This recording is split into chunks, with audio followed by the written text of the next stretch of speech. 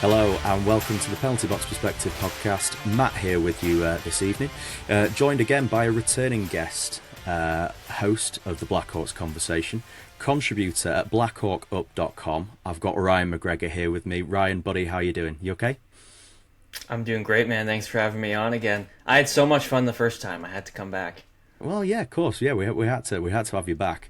So it's been a while since we had you on. Obviously, plenty of things have happened. Obviously, the regular season came to a close, and we had the playoffs and we had the cup final. Carolina taking the cup home. I've absolutely loved seeing all of the Carolina content over the last week or so. I think the best team deserved to win. But yeah, what were your thoughts on the cup final as a whole? Were you happy with the outcome? Yeah, I mean, I was leaning like most people. I was leaning Carolina, so I'm happy to see them win. They deserve it. They've been so good for so long, and they finally didn't have Florida in their path this year, so it was kind of meant to be for them. And like you, yeah, I've enjoyed seeing all the stuff online of them celebrating and partying, and it's been fun to watch. Looks like the Cup's taking a beating though. It does Yeah. every year, but like especially this year. I saw that the other day. I think I saw them coming out of like a bar or something, and like the cup was just, it was an absolute mess. I mean, fair play to whoever hammers that back into shape each year. But man, it was just, yeah, it's been absolutely battered. I've just loved all of they are really milking this Rod Brindamore's physique. Uh, I mean, Yeah. I mean, guy's in great shape. I'll give him that. He's an absolute unit. But yeah, so we had the parade the other day. Nick Delorier signing his new contract on the spot, which again was a very Sam Bennett move. But Yeah. yeah, it was. I'm excited to see what this Carolina team can do moving forward. I think they've got all the pieces together. To put together a really long run. They've got guys locked up long term. They've got all the pieces for sustained success. You Yeah. know, as far as Vegas goes, I mean, I know probably not that many people were too sad about them losing. I know they're not everyone's cup of tea, so to speak. But I think they still exceeded expectations, I think, in the playoffs as far as things go. I don't know. I don't know about you. I don't know.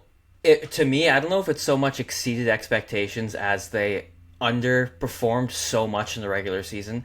I think they always knew they could be this good, and they should have been this good in the regular season.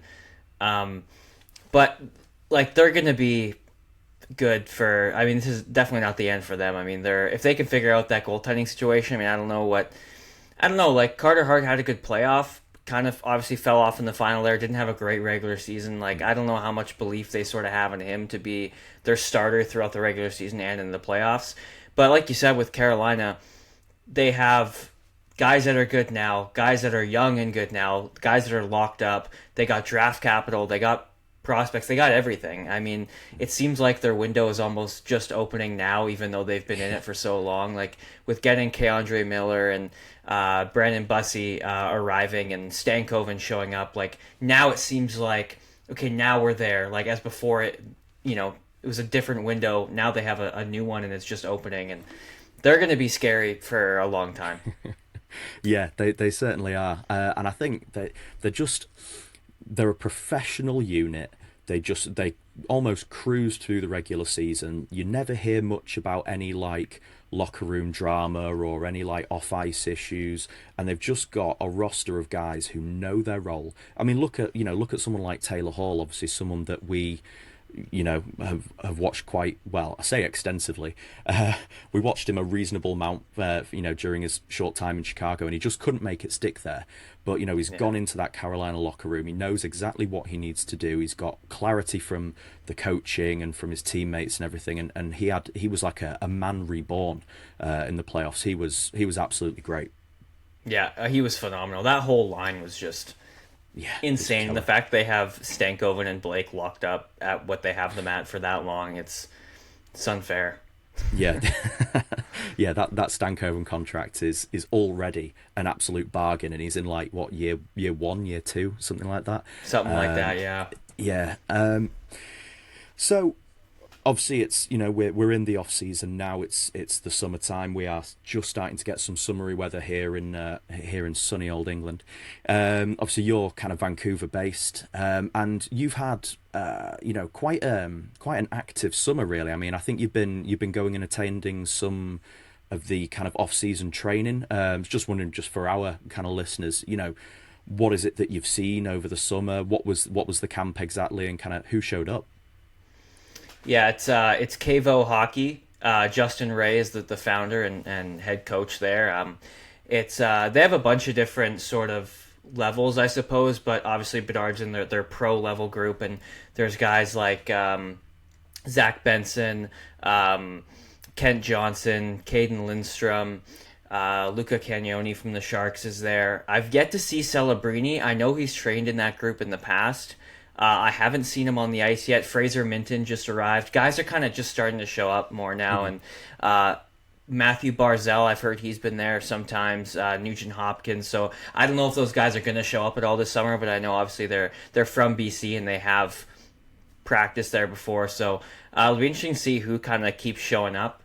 But it's really good hockey. I mean, the intensity's sort of ramping up. This is going to be week 4 that we're entering now, and intensity's kind of ramping up. But Connor's looked great. It's been a fun experience too. Like personally for myself, I didn't know at the start of the summer that I was going to go this route. It was kind of just an idea, and I kind of went to go see what could happen. And now I'm at the rink, a couple times a week watching practices, and I'm really fortunate to get to talk to him after these practices and ask him some questions. And he's super nice, really nice guy. The coaching staff, they're all really nice. I've chatted with them.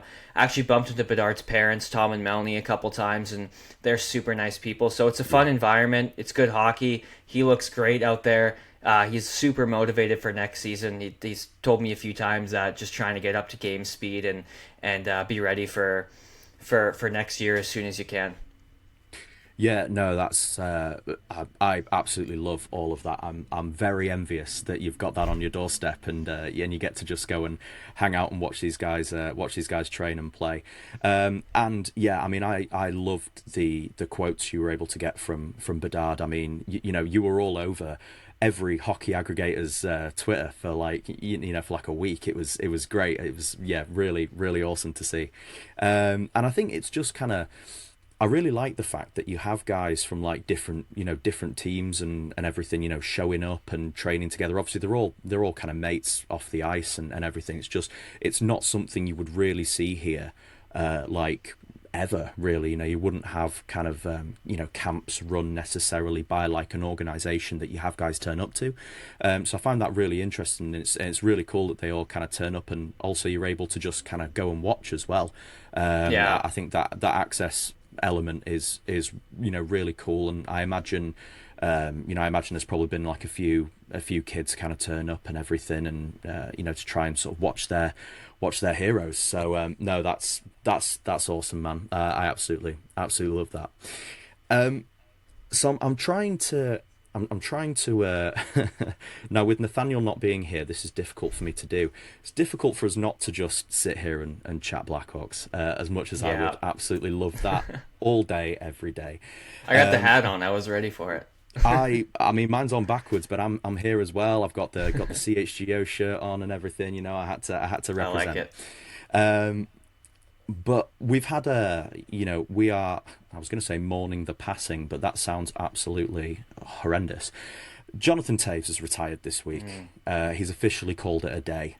Um, you know, just an outstanding career, and someone who I think that 2 years out of the game, I think has really kind of, it's not damaged his legacy as such, but I think he kind of fell out of the public eye for a while, obviously, whilst he was in, Asia, finding himself hanging out with Johnny Oduya, surfing, doing whatever it was, that he was doing.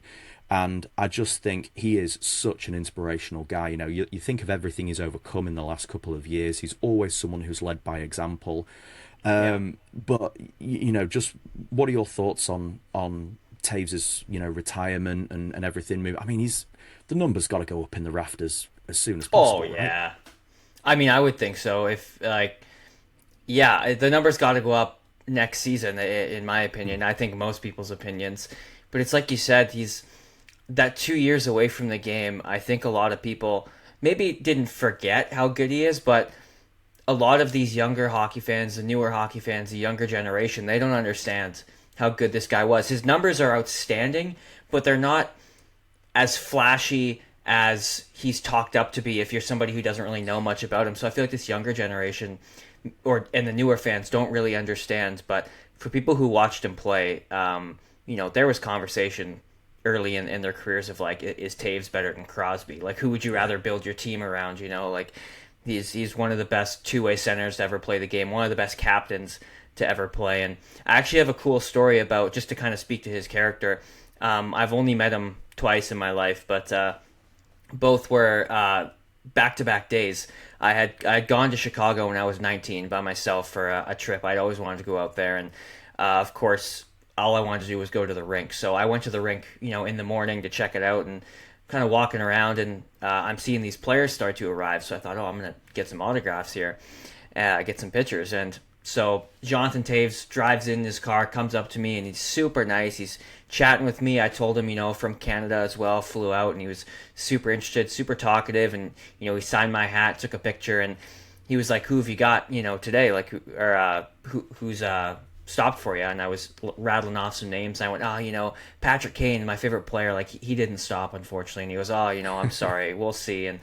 And then that kind of, both went on our way. And then the next day I showed up to the rink again, and he was driving out this time, and I didn't wave him down or anything because I had already met him the day before. And he went all the way out of his way to come park up next to me. And he was like, "How's the day going? Have you got any more players? Like, sorry you couldn't get Kaner. Like, did he come out today?" And went out of his way on his way out of the rink. Probably wants to go home and take his pregame nap and do what he needs to do, but came out of his way to come talk to me and asked me kind of how I was doing and who else I had met that day, and asked me just questions about myself and where I was from. And it's just a super nice guy. That's the kind of guy you want as your captain. I mean, he was just amazing with the fans, and that's a memory I'll never forget.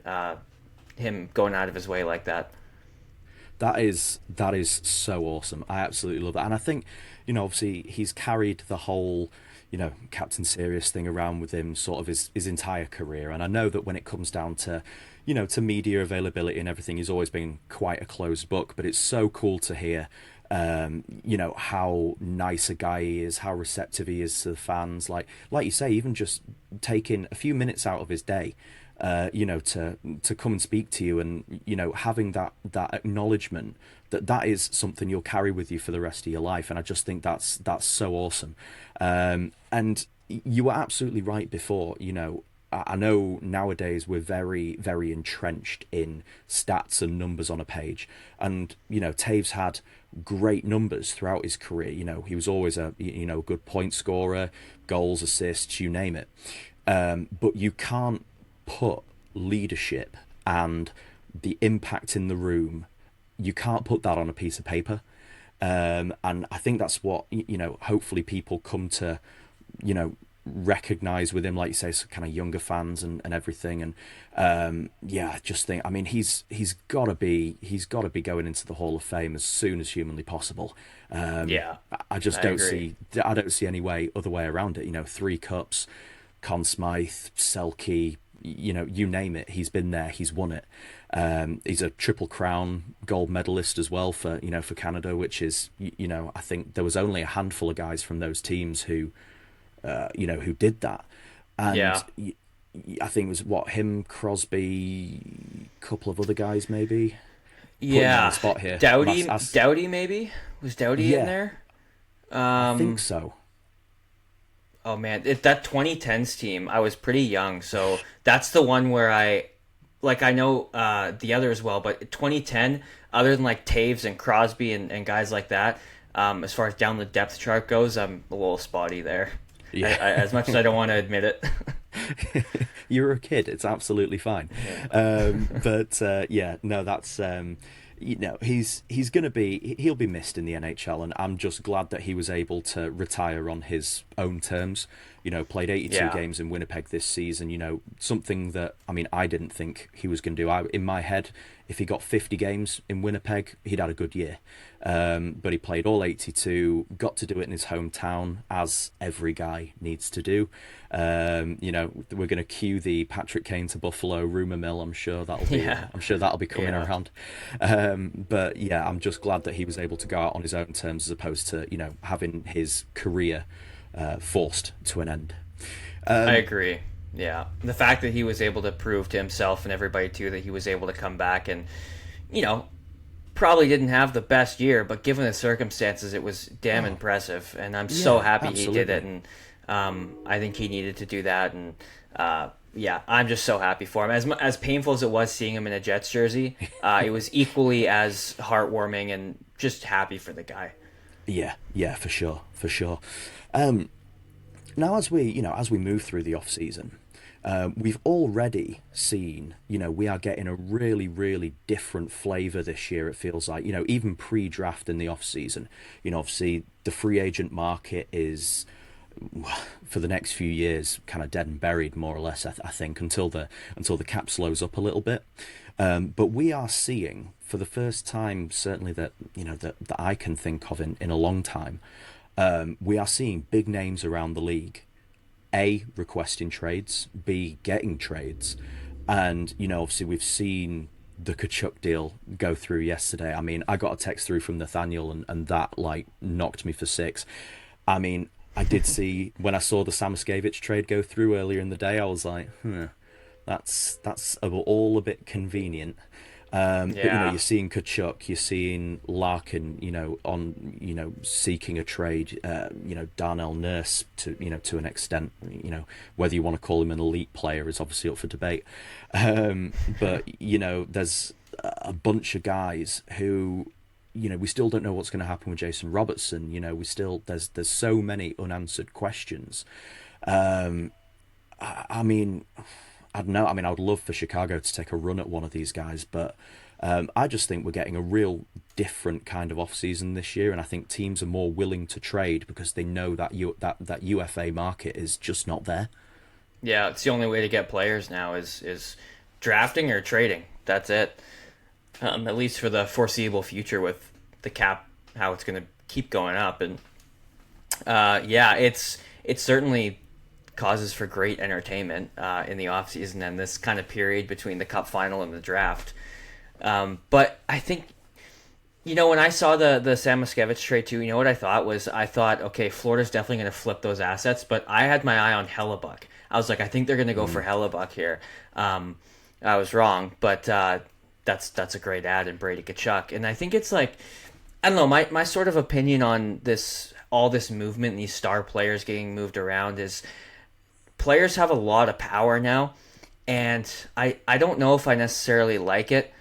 Maybe this is just the Canadian in me that's like, man, it just I wouldn't feel right signing a long deal, a no move deal, and then demanding a trade out, giving three teams and saying, well, I'm the heartbeat of this team, but screw you guys. Here's three teams I'm willing to go to, and you have to get it done. And I don't know. Yeah, To me, I feel like if you have a no trade, you request a trade, the no trade clause should be gone. Um, and I know a lot of people feel that way, but it just rubs me the wrong way seeing all these people demand out like that. And I don't know. Maybe I'm in the minority here, but I'm no, not a you're, fan of it. you're absolutely not. I completely agree. If you sign an 8-year deal with a full no move clause, you honour that deal. Maybe in the last couple of years of that deal, maybe you have a conversation.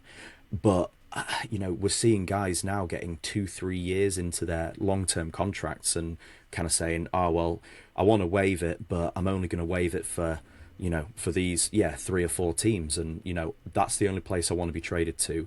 They've got their, Yeah. their team over a barrel, the team that's, offered them this contract. And it just puts that team in a really difficult spot, and it decreases the return and it decreases their value. But Yeah. as far as they're concerned, I suppose they're just wanting to get the move. But Yeah. yeah, I mean, again, Hellebuck's another name that that I've seen floating around. Obviously, Barzal's name's been out there, and you've got Kyrou, and Rob Thomas's name seems to have kind of come off the block now. That's not anything I've heard in a long time now as Rob Thomas. Yeah. But I think we're far from through. Just what do you think Ottawa does with those three first rounders? Do you think they flip him, or do you think they draft them? Oh, I think they flip them. Yeah, I'd be shocked if they didn't. They got. I mean, did we? I feel like we talked about this last time, but because we were kind of predicting the playoffs, I think we had done the show just before the playoffs, and we talked a bit about Ottawa, and I remember saying that like they struggled, with their goaltending all year. Like if they can get their goaltending in place, they're a dangerous team. Like they're a really, really good team. They got screwed with injuries at the end of last year Yeah, too. They're big on their time. back end, like basically their AHL team on the back end in the playoffs. But they got a super young core with their key guys locked up at good deals. They've got the superstar up front in Stutzla. They've got the high end defense. They've got the goaltending with an asterisk, I guess. I mean, we know what Omark's capable of. Yeah, to me, I would be shocked if they didn't make a play for like Robertson or another winger, basically to replace Kachuk. Yeah, absolutely. I think someone like Jordan Kyrou, I think would be a great fit on that team. Probably wouldn't cost as much as Robertson, but yeah, I'd be stunned. And that ninth overall pick is going to be really, really attractive to a lot of teams.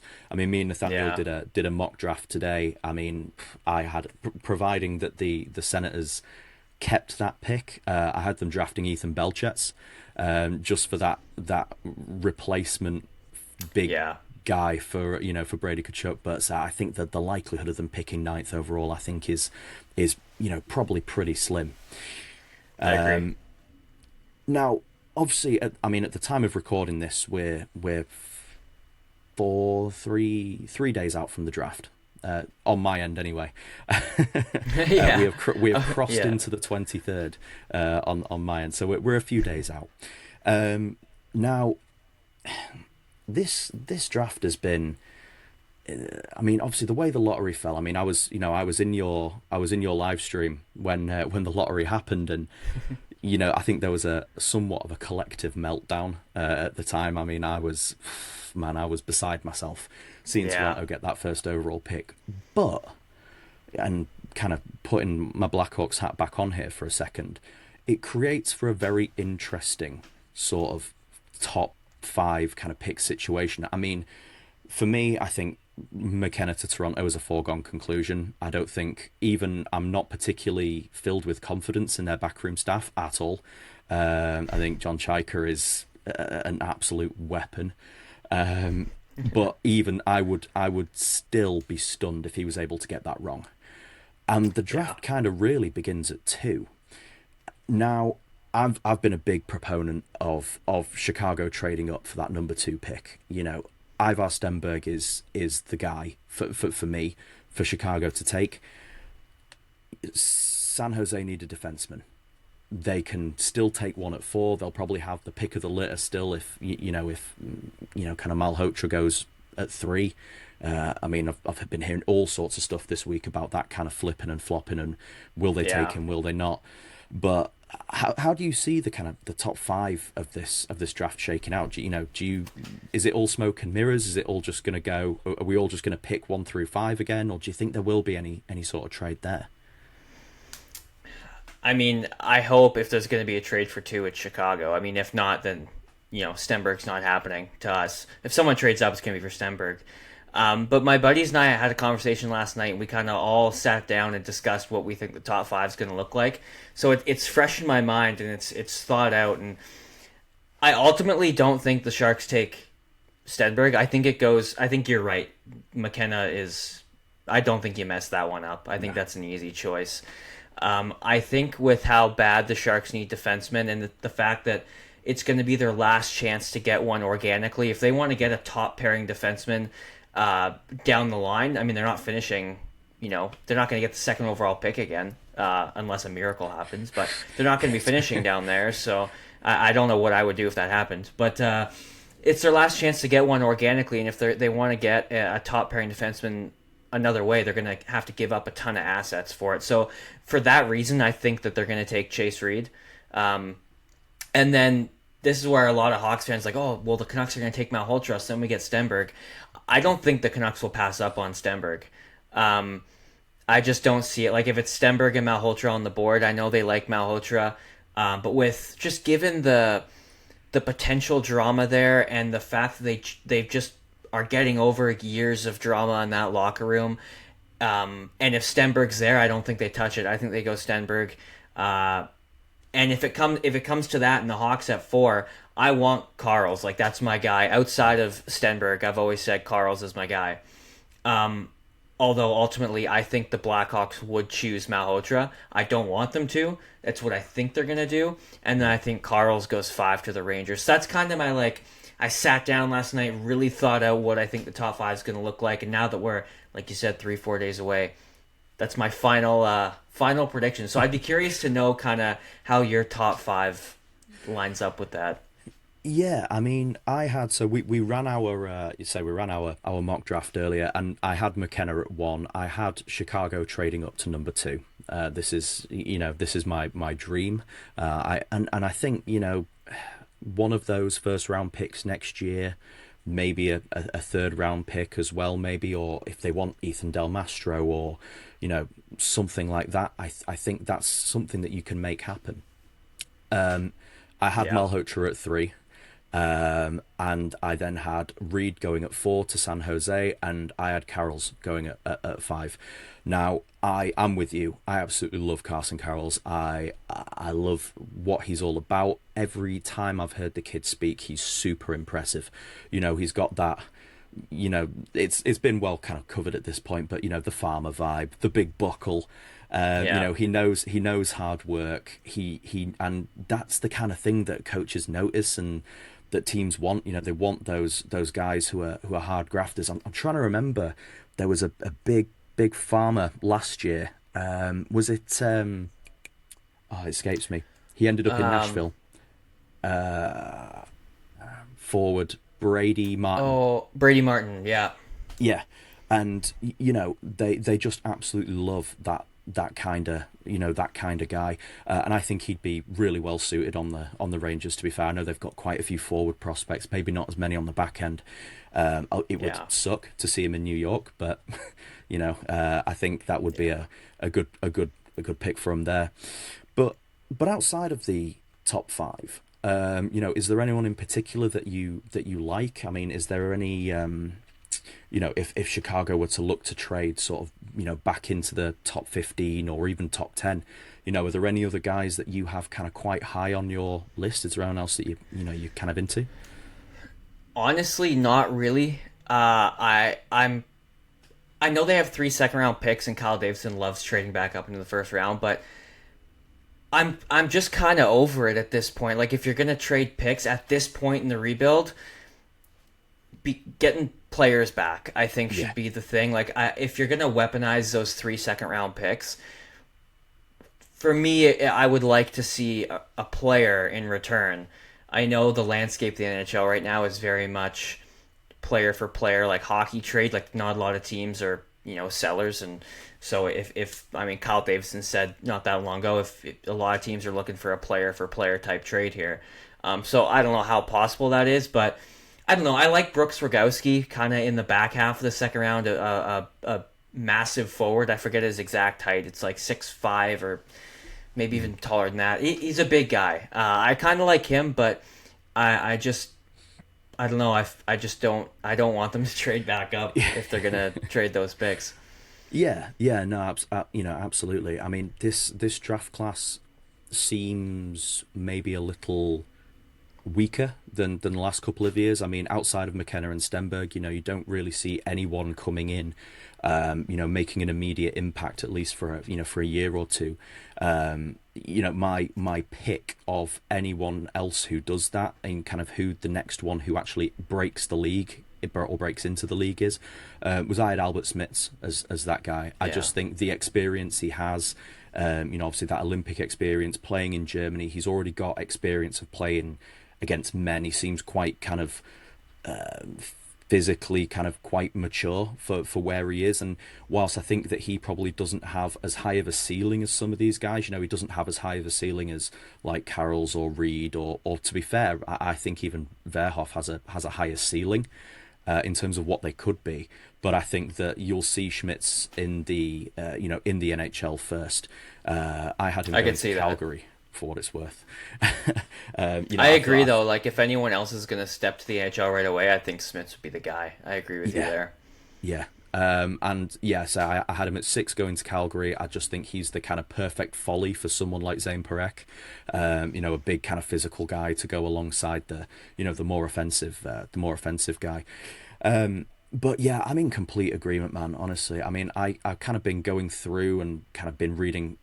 I've basically been glued to Elite Prospects for like the last 2 weeks. I like the idea of the Ruck brothers, purely for like the narrative. And I hope that wherever they end up, I would love to see them end up somewhere together. Yeah. I mean, their production in Medicine Hat this year was absolutely phenomenal. Both over 100 points apiece, and they've had some really really good players in Medicine Hat the last few years. Obviously McKenna, Yeah.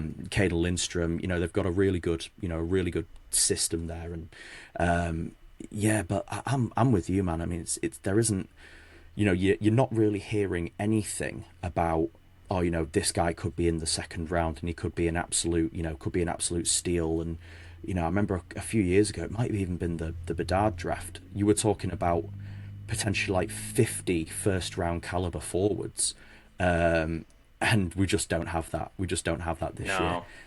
It's, but I mean, I'm trying not to even think about next year's draft because I don't even want I don't even want that to be a consideration at this point. I hope not.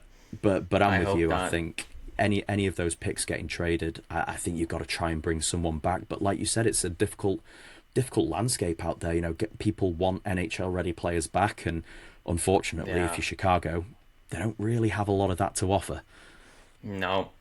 No, they don't. And that's why I keep saying, like, if they're going to go make a big swing, you got to be ready to say goodbye to like an Oliver Moore or Sam Renzel or maybe even Frank Nazar. Like out of the Yeah. guys that they absolutely wouldn't trade, which I think is like Bedard, Frondell, Levshinov, Knight. Hmm. Nazar's got the best value. Nazar can get you the most back, and especially for a Jason Robertson trade, like what I think that's what Dallas is. If it doesn't go through, I think it's because Dallas wants Nazar, and then the Hawks wouldn't give it up. I think that would have to be part of the deal. I know they just signed him, so that makes things kind of complicated. But my overall point is like somebody's got to go if you're going to make a big trade like Yeah, that. agreed. And I know I don't think there's a Hawks fan out there who doesn't like Frank Nazar. I mean, I absolutely love the guy, but I'm in agreement with you. If you're going to make a big swing for one of those, I mean, for me, I would consider moving Nazar on for Robertson. I would you'd have to talk me into it, but I would consider him for Nyes purely on a what the team needs kind of basis. But I wouldn't be giving up much more than Frank Nazar personally, for anything there. But yeah, this is the thing. You draft so many prospects, you become attached to all these guys, and Yeah, eventually, some of them are going to have to move, and you've only got so many rosters on the spots on the roster, and that's yeah, why you can't just keep making pick after pick after pick. Eventually you have to start actually bringing in some solidified NHL talent. Especially going into year 4 of Bedard. yeah, I think that they need to add some size, some grit. yeah, They just need to be harder to play against, I think. yeah. I agree. Yeah, And like you look at the structure of the lineup too, back to the Nazar thing there. Like the way the lineup is kind of falling into place, it seems is you got Bedard and Frondell. At least that's kind of what they want down the middle. If Nazar gets bumped to that third line spot, where in my opinion is where Oliver Moore needs to be playing, yeah, if you're bumping Nazar all the way down there, like why not trade him for a guy like Jason Robertson? Trade him for a 90 point, 40 goal guy on Bedard's wing. Like, yeah, so I kind of think depending on how they build the team and depending what's out there, they kind of should leverage Frank Nazar. I love him. I have his jersey. He's one of my favorite players, but kind of just gotta cut that emotional tie, like you were saying. Yeah, absolutely, and I agree with you. I mean, it all hinges for me on you've got to be absolutely sure that Frondel's a centre Yeah, before you make that decision. But I exactly. think Oliver Yeah, Moore is that perfect third line centre. Ryan Green down on the fourth line maybe, or Donato for now, or whoever that ends up being. I just wanted to throw. I'm gonna ask you a Canadian geography question. Now it oh does no. relate. It does relate to the draft. Okay. Now, I think because of the league they play in, I'm quite confident of where it. North Bay, as in the North Bay Battalion. So they play in the OHL. Am I correct? So that's an Ontario-based team. They yeah, North Bay, Ontario. Yeah, it's either that or the Q, but I think you're right. I think it's the O. It's not the WHL. And That's the my neck of the woods. It's not there. Yeah, yeah. Now the only reason I ask is there is a particular player on the North Bay Battalion who is attracting quite a lot of interest for what will be a seventh round dart throw at the wall. Alexander Karmanov. I don't know if he's a guy you know much about, but I know how tall he is. That's about it. yeah, 7'1". I saw a picture Crazy. of him with maybe his coach, maybe his agent the other day, and it was ridiculous. But I just think, why not? I mean, I've seen very contrasting information from the handful of people who've watched him this year, and they've said, yeah, he is arguably one of like the worst players in the draft. But I just think when someone's that big, you've just got to you roll the dice on that. You never know. He might Yeah. be Zdeno Chara reincarnated, Well, and like that's what I was gonna say was like Char couldn't skate in the draft, and he look what didn't he need turned to. out to be. Yeah, look what he turned out to be. So, I mean, the seventh round. What are the odds you're gonna hit? Someone's gonna gamble on him, right? Like you Yeah, might as well. yeah, Yeah. absolutely. You could have Crevier and Karmanov paired as like the seventh round dream team. Yeah. A combined like 15 foot tall or something. That'd just be absolutely ridiculous. But no, that is pretty much. Usually I would switch off by the seventh round. I would switch the draft off because it's the seventh round. But I am kind of interested to see if and where he lands. Yeah. But yeah, he's certainly a wild card. Ryan, I've had yet another blast. I absolutely love having you on here. This won't be the last time. I'm begging you to come on. But yeah, this has been an absolute blast. Now, where can people go and find all of your work, all of your content? Where can they find you? On YouTube at Blackhawks Conversation, Instagram, TikTok, that's all Blackhawks Conversation. Like you mentioned in the beginning, I contribute at Blackhawk Up, so if you want to follow Bedard's off-season training, Blackhawk Up and Twitter at Ryan McGregor CHI, that's the place to do that. So pretty easy to find. Perfect stuff. Lovely. Right. Well, thank you so much for I know obviously you just got in from work and everything like that, and it was all kind of a bit hectic getting you on here, but I really appreciate you giving up the time. You've been super generous with it all, so again, you are welcome back anytime. I'd love to come back. This was a ton of fun. Awesome. Well, guys, as always, you can find us on both X and Instagram at the PBP Podcast. You can find us on TikTok as well at Penalty Box Perspective. If you want to watch the podcast in glorious visual and see, our extremely handsome guest, you can do so on both Spotify and YouTube at the Penalty Box Perspective's official YouTube channel. Please consider going and dropping us a subscription and a like there. It's free. It helps us out. And please go and check out Ryan's content as well. He's doing some absolutely amazing content over there, and sky's the limit for you with your coverage. You've been absolutely outstanding, man. Thank you. I appreciate that. No, it's my pleasure. And yeah, we'll catch you on the next one. We'll have some draft recap, I'm sure. And take it easy, guys, and we'll catch you on the next one.